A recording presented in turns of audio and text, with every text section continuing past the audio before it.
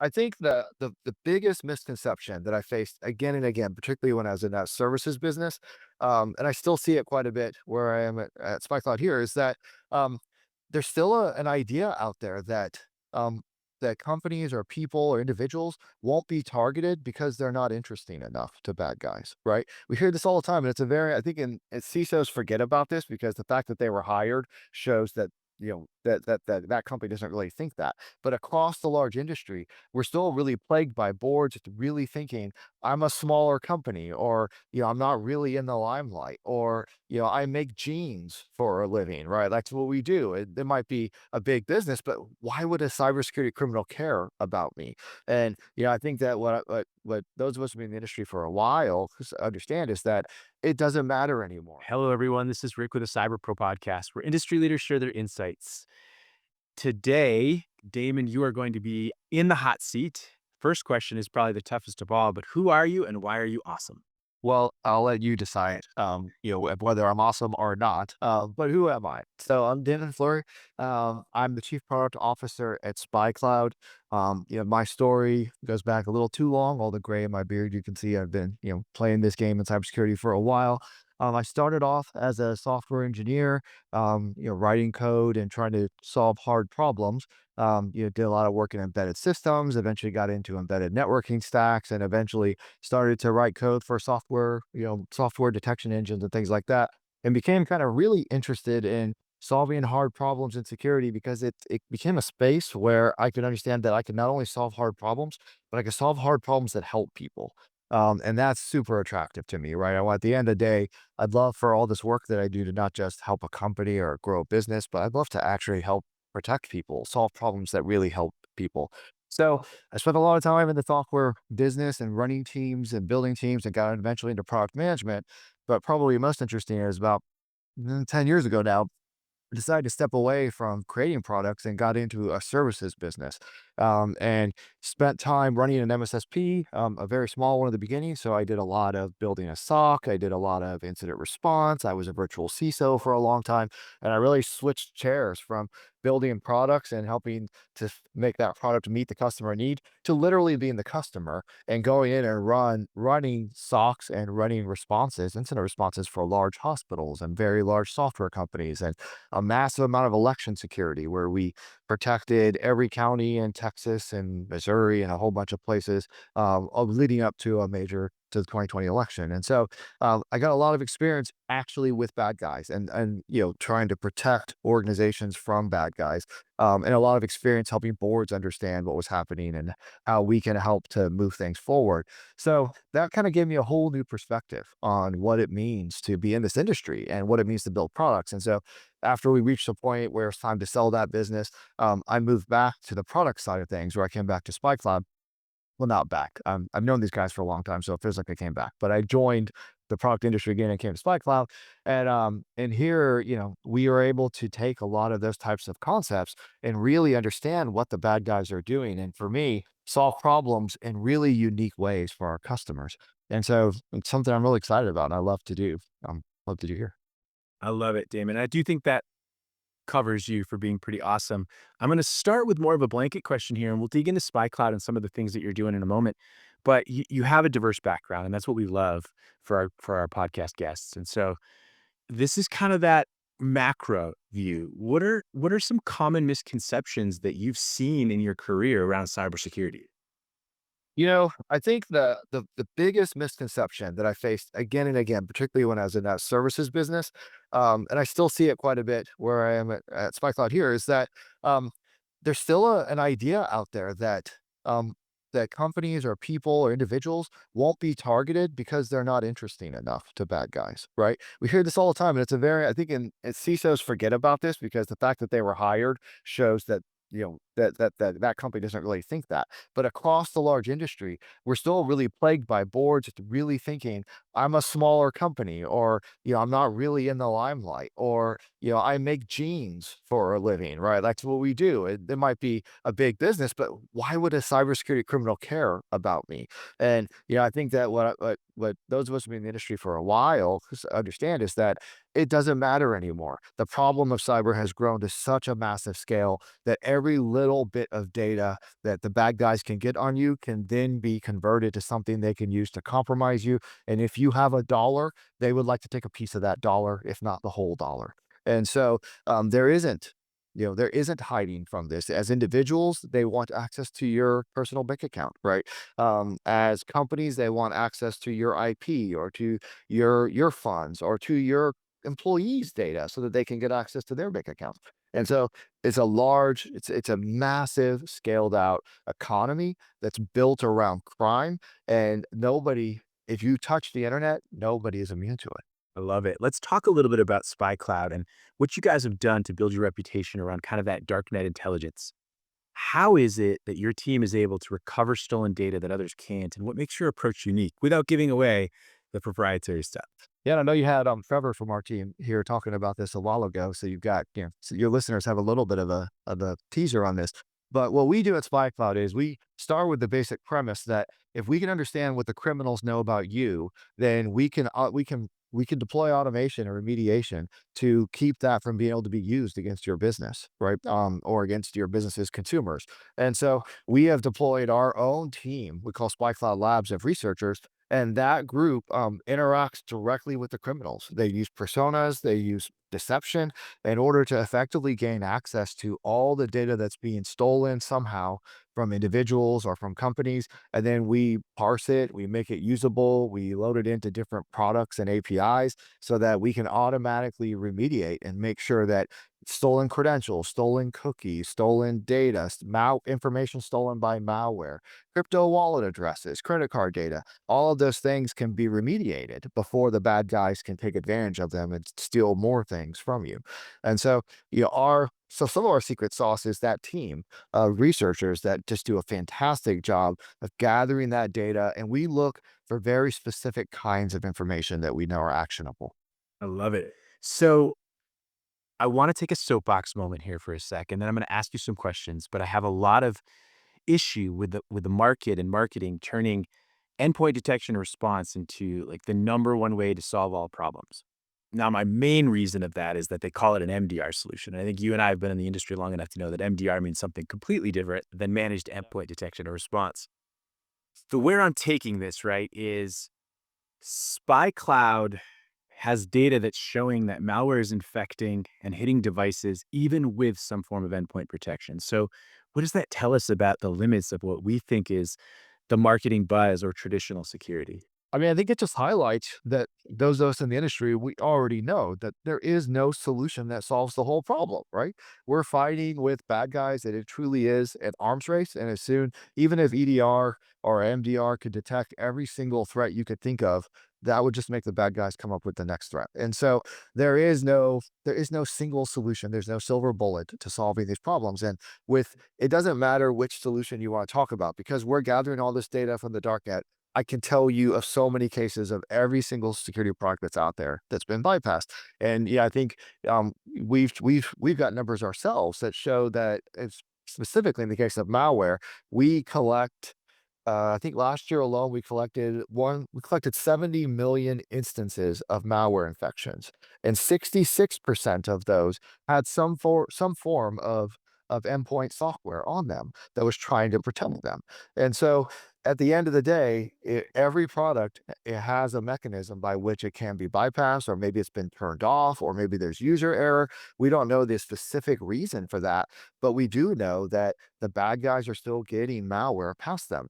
We also collect data from successful phishes, and even companies that have really great phishing solutions, their users are excellent training. Their users still fall for phishes. And that doesn't say that you shouldn't have an EDR. You should absolutely have an EDR. You should absolutely have an email security protection. That is a massive help and important to your business. But you have to understand that you're going to need layers of protection and that there is no single answer to the problem.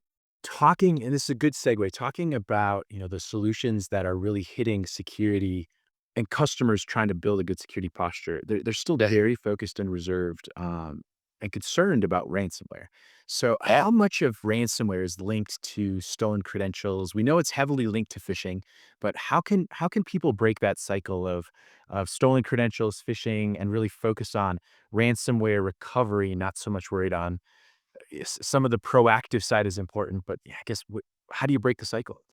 Yeah, I mean, I did it when I did incident response. I interacted a lot with ransomed organizations that were in the process of being ransomed. And the one thing we found that gave us freedom in those situations was amazing backups. Right, to be quite honest. Right, if you not only had amazing backups, but had the ability to gain access to those, even in the case of really negative situations. Like for example, we saw lots of cases where not only was the company seeing encryption on their major servers, but the bad guys would also go and wipe the keys from their backup system so they couldn't decrypt their backups, right? And so many cases of, do you have a copy of the keys in a safe? Or is it on Joey's computer? Like, where is Joey's computer? Like, did it get encrypted? And so if you have a really great set of backups, you have a lot of freedom in these situations to make decisions and to get out of that no matter what. That said, there's a lot more things that you can do to keep those situations from happening, such as better EDR deployments, systems that you can deploy to make sure that you can detect encryption when it's happening.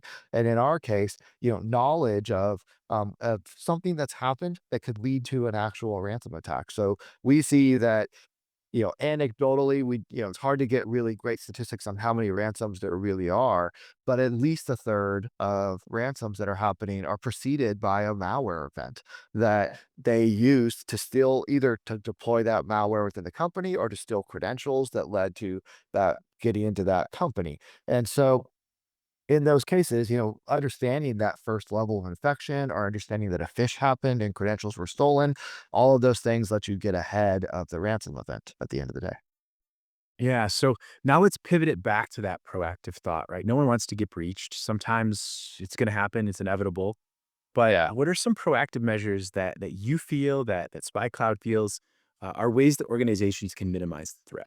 I mean, I think in those cases, knowing about those types of events we just talked about, if you can gain knowledge of that stolen set of credentials, or you can gain knowledge of that malware infection, I can't tell you the number of calls I've been on where we're showing a new customer, hey, this is the data that we have on you, and the customer called us because something happened. They often won't tell us what it was, like they had some major event, and they say, "Oh no, I see this malware infection that occurred last October. If I had had that in October, I would have had a really good, better, much better Christmas, right?" Um, and so, getting knowledge to what the criminals know about you and what the criminals could use for that more serious attack, that gives you a lot of freedom and that allows you to deal with it before the criminals take their next step. I love it. Let's focus more on the here and now. Damon, Yeah. as the chief product officer, how are you balancing innovation with that urgent kind of real time nature of an identity threat? Well, for us, for the way that we approach this, innovation has to be baked into that identity threat that's occurring right now. We're a young company, and I'm a big believer that it's kind of an innovator die type scenario. We always have to be looking towards where the customer is going, where the actor is going, and finding really interesting ways to solve those problems. Um, and we're in a fun space from a product standpoint, that we have data that nobody else in the world has. And so if we can analyze that data, we can apply data science to it, we can apply AI, put LLMs to it. We can see and predict things that are likely to happen to a company. We can give them the tools to stop it from happening. And so I actually don't separate those things at all. I think, helping people understand those identity threats really require a constant level of innovation. I love it. So here's an educational question for you. Sure. I get this a lot when I'm talking to folks, especially folks who are board level. But what is the dark net? What is the dark web? What is the deep web? What are these things that we're talking about in a way that they kind of can grasp it? Yeah, it's an excellent question. And to me, especially when I was doing a lot of work with boards as a service provider, I found that this question is really hard to put it in terms that that people that aren't in the industry can really get their heads around. Because the scale of what the dark web has become is mind-boggling, right? We think it's approximately $5 trillion in revenue that transits through this layer of the economy. And what it is at the end of the day is that people and criminals have developed skills that at the end of the day are marketable for the purpose of crime. And because it is such a big economy at this point, they have broken themselves into different skill sets. Just like in the medical community, 100 years ago, you just had a doctor, but now we have podiatrists and we have heart doctors. We have different types of surgeons. Well, criminals, we now have folks that specialize in phishing and running phishing services. We have folks that specialize in malware deployments. We have people that specialize in running malware. We have people that specialize in taking the data from malware and selling it. Then we have other ransomware gangs that specialize in taking that data, getting well, actually, before that, we have people that specialize in taking that data and getting initial access to an enterprise. Then they sell that to access to a ransomware gang who will deploy encryption and extort the company for money. So even in the malware case, there's typically 4 to 6 different layers of actors that get involved in gaining access to some bit of data, turning that into access to a company, often called initial access, and then turning that into a real, a bad thing like stealing data or ransomware. So the darknet encompasses all of these different services and the movement of data and information to and from these different services.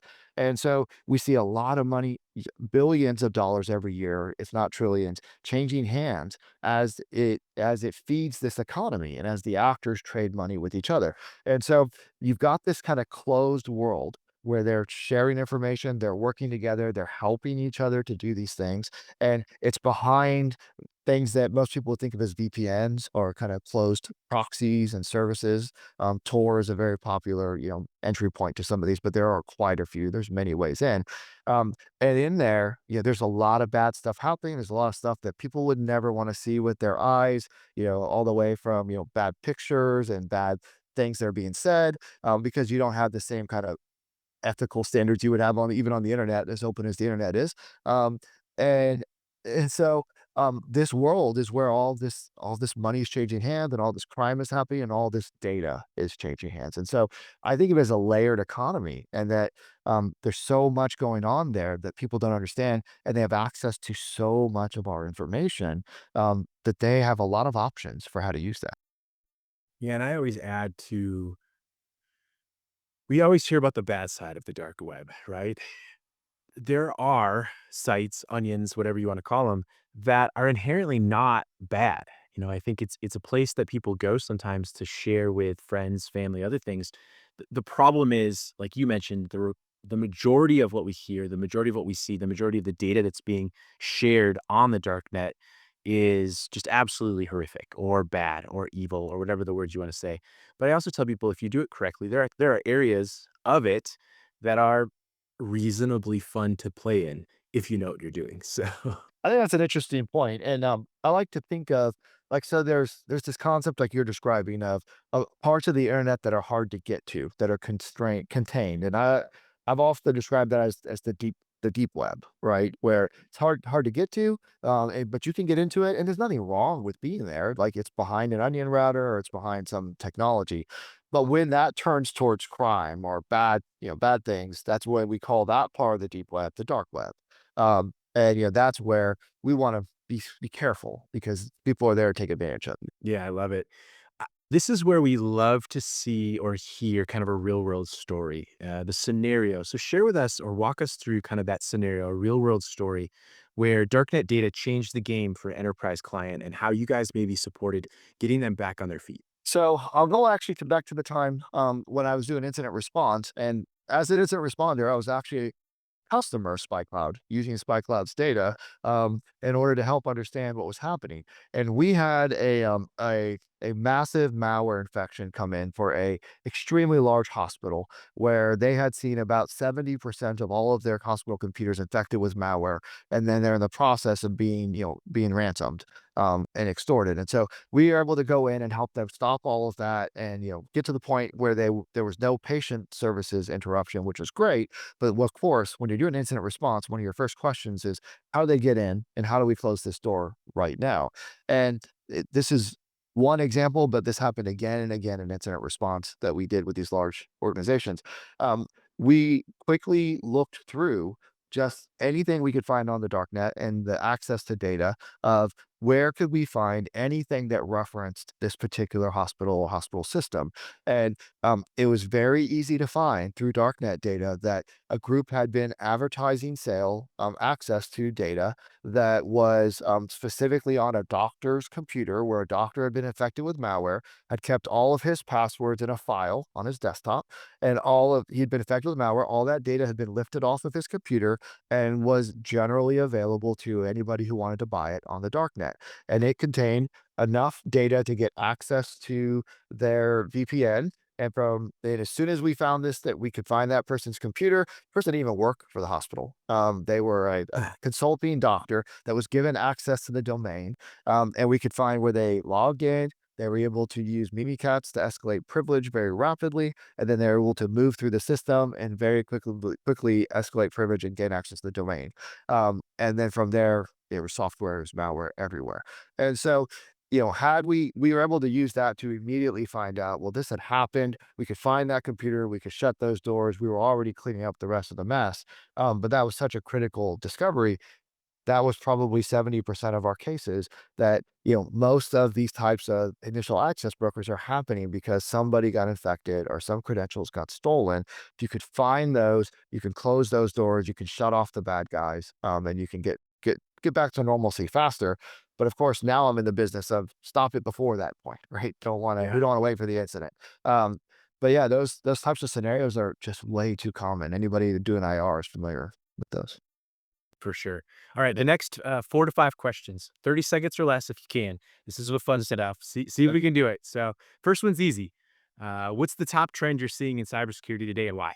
Top trend is criminals coming in through identity data. Identity protecting identities is the biggest issue and something that it needs to continuously evolve. All right, great pivot. Why does identity threat protection need to be proactive, not reactive? And what is it? So at the end of the day, it's understanding your true identities, from the perspective of your employee, but all of their data that could affect your business. And then protecting against those identities is deploying the controls you need to make sure that you know what they're doing, how they're doing it, and that they're allowed to do it, and that you know the full risks that that identity brings to your organization, and that you're protecting against those risks. And now add on to that, how is SpyCloud helping with that?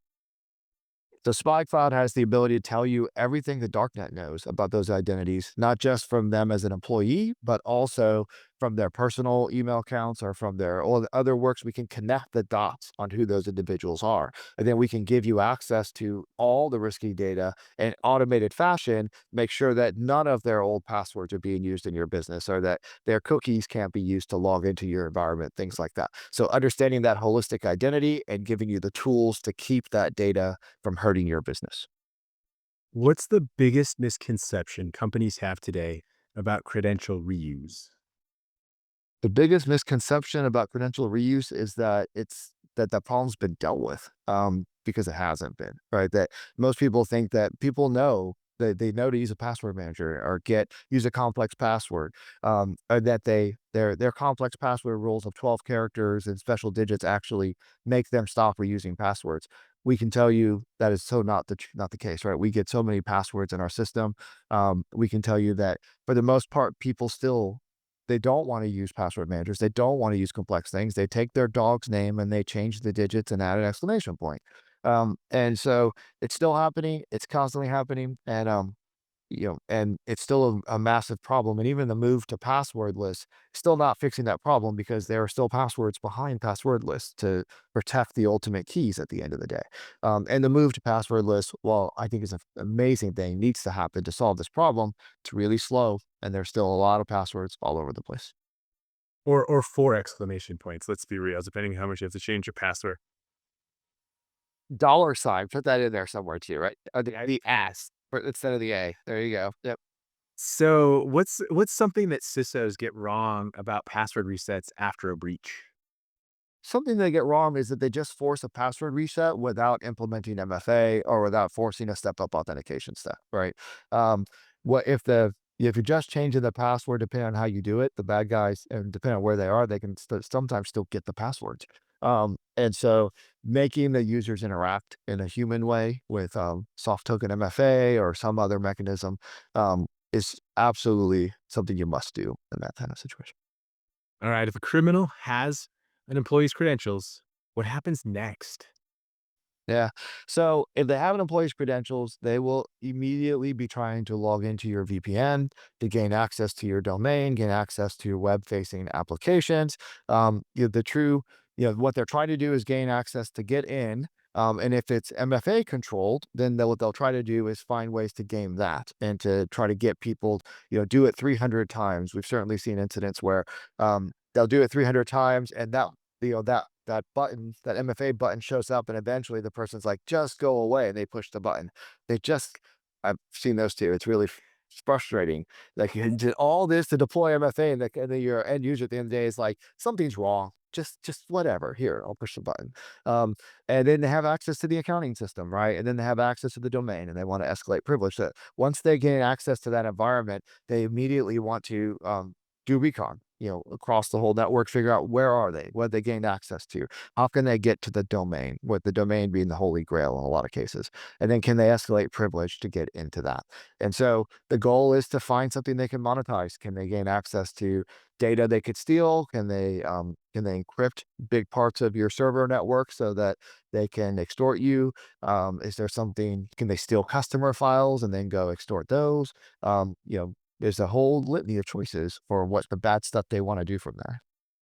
All right. Final question, Damon. Fun question for you. But why do you love being a cyber professional? And why should people want to become a cyber pro? I mean, for me, it's kinda like I talked about in the beginning, like, I love to solve hard problems, but I love to help people at the end of the day. And so this is an industry where we can do both. The problems don't get harder, I mean, than this. This is it you know, if we solve really hard problems, then immediately the bad guys adapt and they go to a whole 'nother vector, and then you have a whole 'nother set of hard problems. And so I love that. I love solving hard problems. I like hard challenges, but I really love being able to try to help people respond and protect themselves from this kind of thing. And so to me, if you have an interest in helping others and in serving others, and you have an engineering bent, right? Or you're really kind of focused on cool technology problems, it doesn't get any better. That's how. I love it. I actually started in philosophy and then went a whole different path with a bunch of other things. But the philosophy side of me wanted to fix problems and solve things. And so it brought me back to cyber. So it's been great. Yeah, I can see that. Yeah, if you want to think big about some of the big problems, we have a lot of them here, right? In cyber. So I can see All that. right, Damon, thank you so much for being on the Cyber Pro podcast. Yeah, super happy to do it. It's been a great chat. Thanks, for